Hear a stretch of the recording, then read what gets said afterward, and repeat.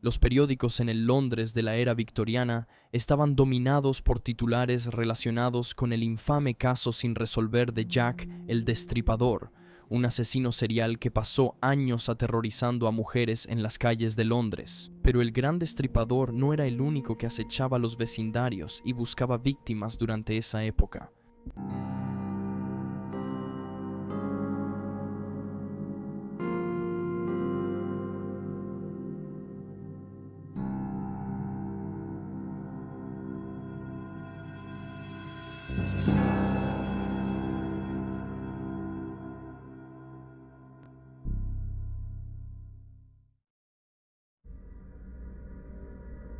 La primera desaparición relacionada con las niñas desaparecidas de West Ham ocurrió el 13 de abril de 1881. Mary Seward, de 14 años, vivía con sus padres en West Road, Plaistow, un suburbio del este de Londres en ese momento. Alrededor de las 6 de la tarde, la madre de Mary le pidió que saliera a buscar a su sobrino de 4 años, el hijo de su hermana mayor. El pequeño no estaba en la casa y la última vez que lo vieron fue jugando afuera, mientras Mary cumplía con su deber de buscar a su sobrino, e incluso fue vista tocando las puertas de sus vecinos más tarde. Desapareció en algún momento después y nunca regresó a casa. Su sobrino fue traído de regreso por algunos de los niños del vecindario, pero para ese momento ya no había rastro de Mary. Un artículo del Tamworth Herald señaló que, aunque sus padres realizaron una búsqueda de Mary, cito, ahora temen mucho que haya sido enviada fuera del país o la hayan asesinado.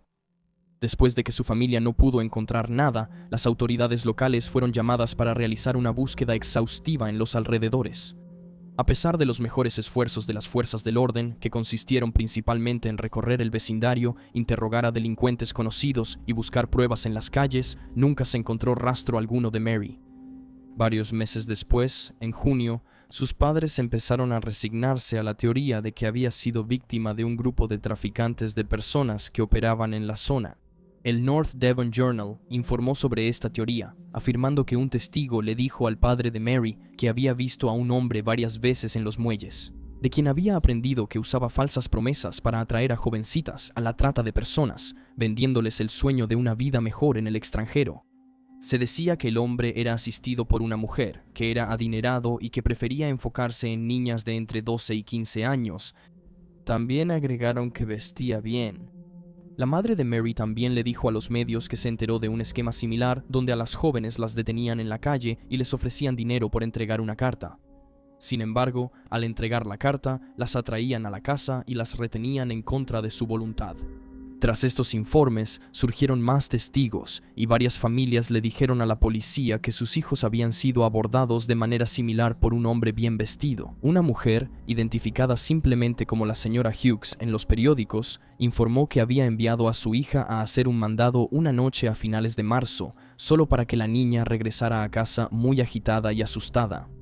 La niña tuvo un encuentro con un hombre que salió de unos edificios abandonados e incluso cruzó la calle e intentó agarrarla. Cabe destacar que la señora Hughes vivía en la zona de donde se cree que Mary desapareció. La última vez que la vieron fue cerca de unas glorietas preguntando por su sobrino y, más tarde, en esa misma zona, algunos vecinos dijeron haber escuchado los gritos de una niña. Aunque se ofreció una recompensa de 35 libras por el regreso seguro de Mary, el dinero nunca fue reclamado. El consenso general era que la joven de 14 años había sido traficada fuera de Inglaterra y enviada a Europa, donde fue obligada a trabajar en un burdel. Como si no fuera suficientemente aterrador que Mary, de 14 años, hubiera desaparecido de West Ham en 1881, la situación se volvió aún más grave cuando otra joven desapareció de la misma zona en enero de 1882.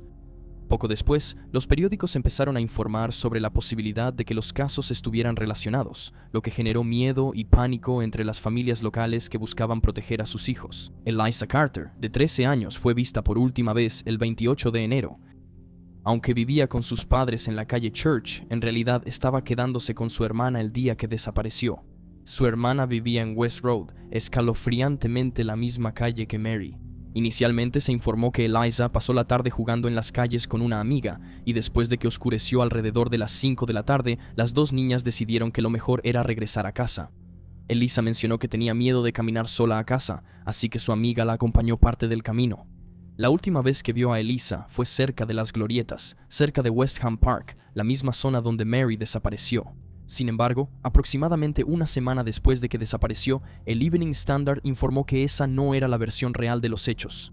En lugar de pasar la tarde jugando, la habían enviado a hacer un mandado alrededor de las 10:30, y aunque completó el mandado, Elisa no regresó a casa después y estuvo desaparecida de la casa de su hermana entre las 10:30 de la mañana y las 5 de la tarde. A las 5 en punto, su amiga de la escuela la vio y Elisa confesó que tenía miedo de regresar a casa por culpa de un hombre. La amiga acompañó a Elisa hasta unos 40 yardas de la casa de su hermana, y mientras caminaban juntas, un hombre descrito como alto y con un sombrero de copa pasó junto a ellas.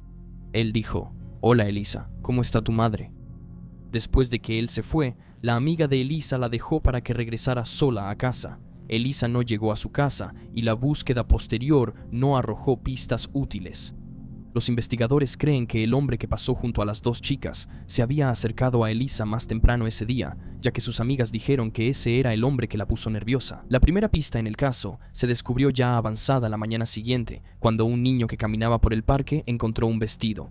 Todos los botones habían sido cortados, y los padres de Elisa lo identificaron como el que ella llevaba puesto cuando desapareció. Los investigadores concluyeron que se le había quitado a Elisa para dificultar su identificación. Pasó otro día antes de que las autoridades locales decidieran dragar el estanque en West Ham Park, así como otros cuerpos de agua cercanos, en busca de más pruebas. Sin embargo, en las horas siguientes no se encontró nada nuevo. Voluntarios locales también organizaron su propia búsqueda de pistas o información en West Ham, pero aún así no había rastro del joven de 13 años. Después de que pasó una semana y no se encontró ningún rastro de Elisa, la policía estaba desconcertada. Sugirieron que probablemente la misma persona que se llevó a Mary también se había llevado a Elisa, y concluyeron que ella también había sido sacada de contrabando del país y traficada al extranjero. Intentaron vigilar los barcos en los muelles creyendo que ahí había una operación para sacar de contrabando a jovencitas, pero nunca vieron ninguna evidencia de eso. Cabe destacar que los medios de comunicación de la época también observaron que una semana antes de la desaparición de Elisa, el 21 de enero, una jovencita fue agredida en West Ham Park. Aparentemente, un hombre la había atraído y la mantuvo en contra de su voluntad durante 4 horas. Hay muy poca información disponible sobre este caso en específico. Parecía que hubo un avance en el caso la mañana del 28 de febrero de 1882, un mes completo después de la desaparición de Elisa. El Belfast Morning News informó que un farmacéutico había sido arrestado por la policía de West Ham, junto con una mujer no identificada, acusados de atraer a niños para alejarlos. Según los informes, la pareja había tomado un taxi hasta la escuela Maryland Point, momento en el que la mujer se quedó en el vehículo mientras el hombre se acercaba al patio de juegos de la escuela. Un testigo cercano lo vio intentando llevarse a una niña, momento en el que el testigo intervino. Sin embargo, no está claro qué pasó con esta pareja o si estaban de alguna manera relacionados con las desapariciones de West Ham. Poco menos de un año después de la desaparición de Elisa, el 18 de enero de 1883, el gerente de la oficina central de recepción de Carter Patterson Company, una empresa de transporte ferroviario y por carretera, notó que una caja de madera almacenada en su oficina en Goswell Road, Londres, comenzaba a desprender un olor fétido. La caja se describe como de aproximadamente 2 pies de largo, 18 pulgadas de alto y de 18 a 20 pulgadas de profundidad, y había sido entregada a la empresa el 11 de diciembre de 1882. Se suponía que debía ser entregada a una señora Green en el 24 de Abbey Road, pero cuando la empresa intentó entregarla, no había nadie con ese nombre en esa dirección. Esto obligó a la empresa a devolver la caja, sin abrir y sin entregar, a la oficina. El olor se había vuelto tan fuerte durante las 5 semanas que la caja permaneció en la oficina que, el 18 de enero, el gerente, el señor Allen, decidió forzarla para abrirla. Adentro descubrió un cadáver en avanzado estado de descomposición que había sido doblado y metido a la fuerza en el pequeño espacio. Después de que llegó la policía, el cuerpo fue llevado a la morgue, donde se determinó que pertenecía a una niña de entre 13 y 14 años que medía aproximadamente 1.20 metros de largo, tenía el cabello claro y dientes en excelente estado. El médico forense supuso que la niña había sido sometida a inanición, pero no pudo confirmarlo hasta que se realizara la autopsia. Más tarde concluyó que el cuerpo no presentaba signos de violencia, pero que la causa de muerte había sido, en efecto, la inanición. Hubo mucha especulación de que el cuerpo pertenecía a Eliza o Mary, pero debido al avanzado estado de descomposición, nadie podía asegurarlo con certeza. Con pocas pistas más, los investigadores intentaron rastrear al remitente.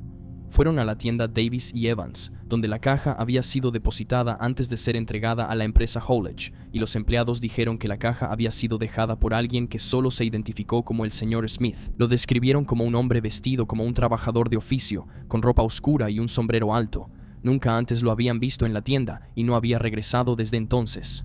Esta información obviamente no era suficiente para que la policía pudiera avanzar, así que se hicieron más intentos para identificar el cuerpo con la esperanza de encontrar alguna pista. Una mujer, identificada como la señora Farrell, creía que el cuerpo era el de Clara Sutton, su hija adoptiva. Tenía 14 años cuando desapareció y se sabía que era amiga de Mary Seward. La señora Farrell recordó que Clara hablaba a menudo de su amiga y siempre preguntaba si había alguna noticia sobre su desaparición. Recordó que antes de que Clara desapareciera, una mujer había venido a la casa y le dijo a la señora Farrell que le había conseguido a la joven un trabajo con alojamiento en Brentwood y le dio la dirección. Aunque le escribió a Clara, nunca recibió una respuesta. Sin embargo, como no hay más informes sobre Clara ni sobre su posible vínculo con el cuerpo, es posible que haya sido descartada de la investigación. Hubo varias otras pistas sobre la identidad del cuerpo, pero todas parecieron desvanecerse con el tiempo. Amelia Jeffs, de 14 años, fue vista por última vez el 31 de enero de 1890 cuando la enviaron a comprar una cena de pescado en una tienda en Church Road, a solo un cuarto de milla de la casa de su familia. Lo que debió haber sido un viaje breve, sin embargo, tomó otro rumbo cuando ya no regresó. Sus padres preocupados salieron de inmediato al vecindario para buscarla, pero no pudieron encontrar ninguna evidencia de su paradero. Posteriormente, se comunicaron con la policía local y para la tarde siguiente ya se estaba llevando a cabo una búsqueda completa. No se encontraría ningún rastro de Amelia hasta el día de San Valentín, cuando dos oficiales de policía que buscaban en varios edificios vacíos sin terminar en la cercana Portway descubrieron un cuerpo parcialmente descompuesto guardado dentro de un armario.